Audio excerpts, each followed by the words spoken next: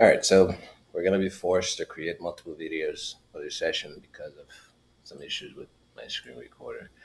Um, Following up from what would then be the first video, we have the RADKit here that we're creating. It's been created.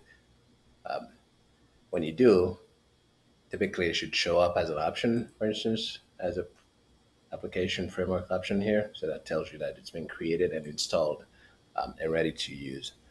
Um, by default, it doesn't have any components.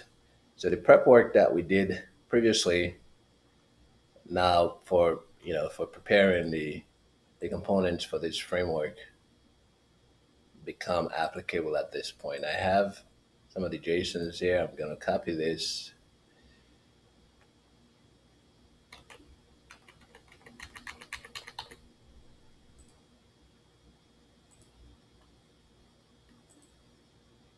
All right, I think I see what might have been the issue with this screen recorder. Irritating beyond.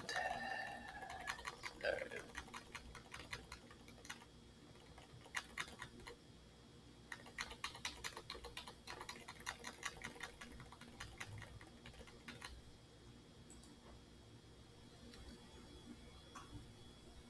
Let's see if we just refresh and see if that'll make the issue go away.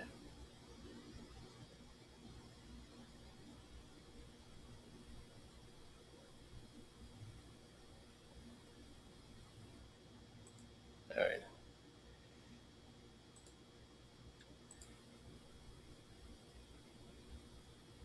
So going back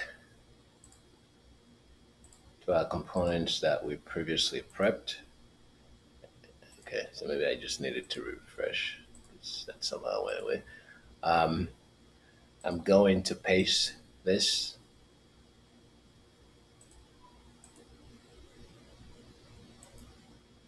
I think just for this demo, I'll call it test component set.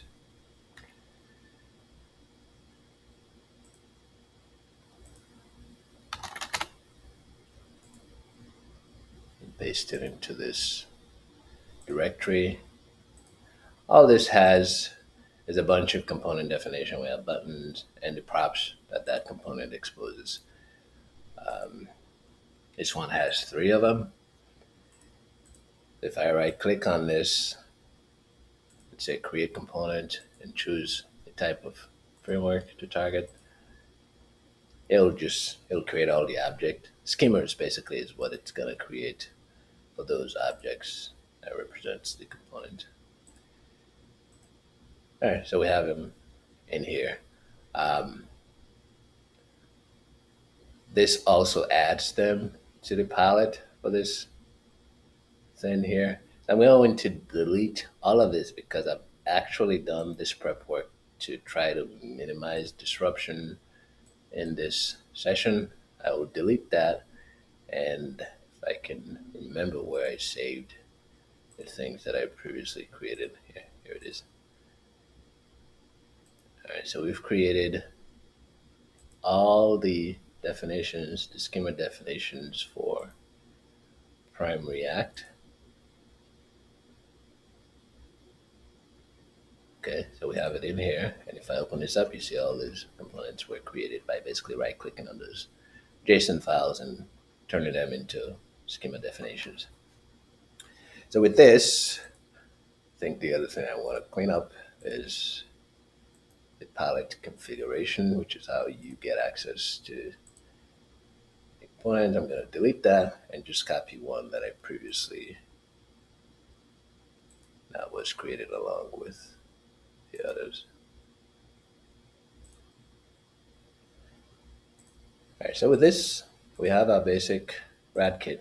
Uh, Something to note here is when I say, creating a low code implementation, you're looking at the process for creating essentially something like a Retool or Tooljet or any of those type of products, but specific to one particular UI library. You don't have to, you know, reinvent the wheel. You basically, the platform provides you with all the things you need to create those type of implementations. So let's create an actual application, aka page, a web page for this new thing that this new project that we've created.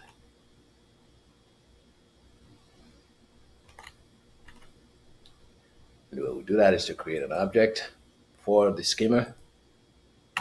Think of it as an instance, like an instance of a class. In this case, it's an instance of a particular schema. It's a little complicated, but we'll get into some of that in the documentations. Let's create PrimeReact test page, a test app. And in here, we have a application, and we do that.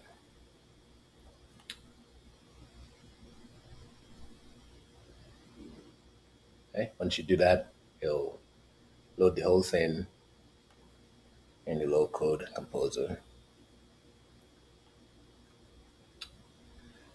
All right. So we have something that's missing here.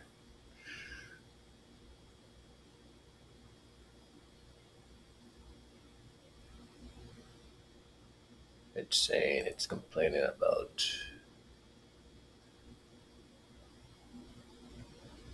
I copied and pasted something and I put it in the wrong place, right? It should be in here.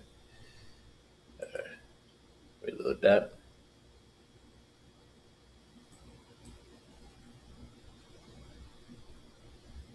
All right, so we have it's an empty canvas. Now, because the initial load had that error, which could not find the palette configuration, there's nothing in here. What I'll do is just close this out.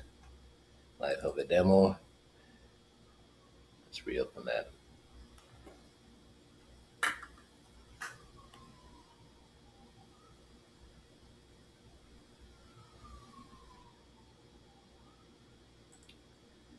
Okay, so we have an application that we created. Let me find. See, all those components that we created are available on the palette and the categories that they were designated for. We'll add a button in here for a quick test. Just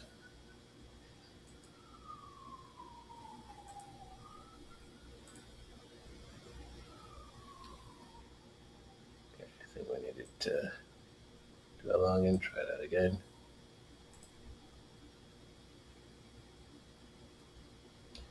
All right, there's a button that we created.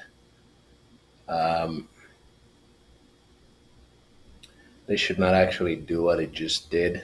I was going to demo something, so let's clean out the schema. I think it's reusing. It's using some schema that I may have created previously because that should not, the button should not have a label on it.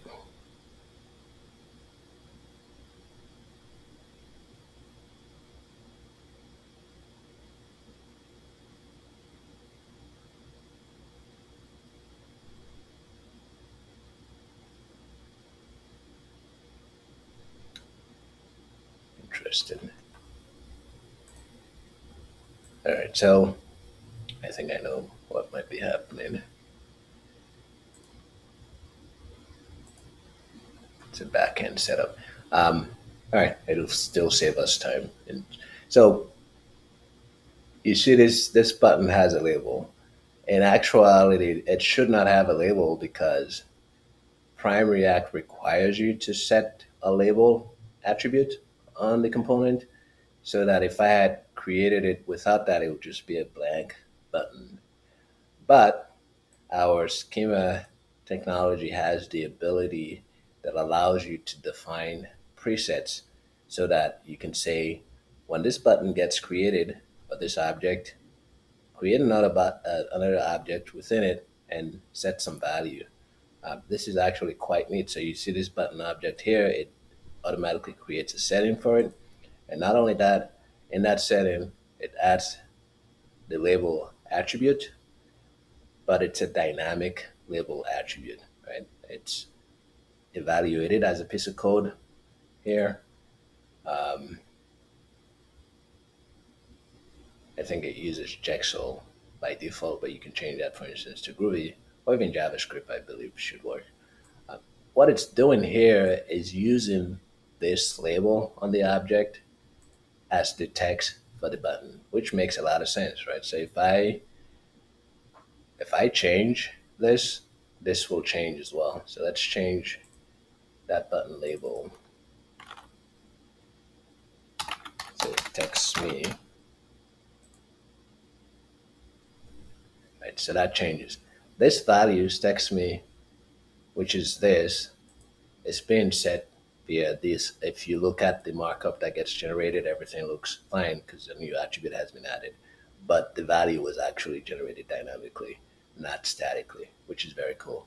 Um, so when you create a RADKit by default, you have all the components in there and you can use them to do your composition. When I talk about implementing a RADKit, it's setting up this type of stuff for your framework. Different frameworks have different rules. May need to do different types of presets, or you may come up with more interesting ideas for what you want your low code implementation to do. Technology allows you to do it. I will show what actually supports this type of functionality if I can find. I saved the example previously. I think it's in here. So let's open this. This is a definition of a button. It's a schema. It's a JSON schema basically that we use. We extend that with our own capabilities. So here, there's a mechanism that basically says, when a certain thing happens, take some actions. It's declarative. But here we're saying when an object of button type gets created, do some things. One of them would be to create additional objects. It says create a set of objects, specify what the schema is. This is a relative schema to the button object, so you specify that. And when the settings object gets created, it provides another directive that says do some things, which is in this case, it says add um, uh, a parameter, which is the label parameter. And within that, it says use the code to set that label and some other settings for when how to specify an executable piece of code, basically. Um, if you take a look at this code, it may look a little weird. Look at the documentation on the Solvent configure uh, page. It will show you what this means. What this allows you to do is to navigate object trees and reach for values that precede the current level. So within here, there's a certain execution context. Um, you can navigate up into, say, the settings object, into the text me object, all the way up to the root, and use values within those contexts. Think of it as a stack frame of sort for like if JavaScript or any programming language really, you call a method or a function, there's a stack frame that holds your local variable. Each function invocation has its own context. This allows you to traverse those contexts and reach for values. One of the use cases for this would be, let's say, you want to use a value for the build directive. This build directive is meant to provide information that controls how things get assembled. You can reach for that value. Maybe the user, the developer set it, and you can then use it to make decisions for how to render the application for the user. It's a very neat feature.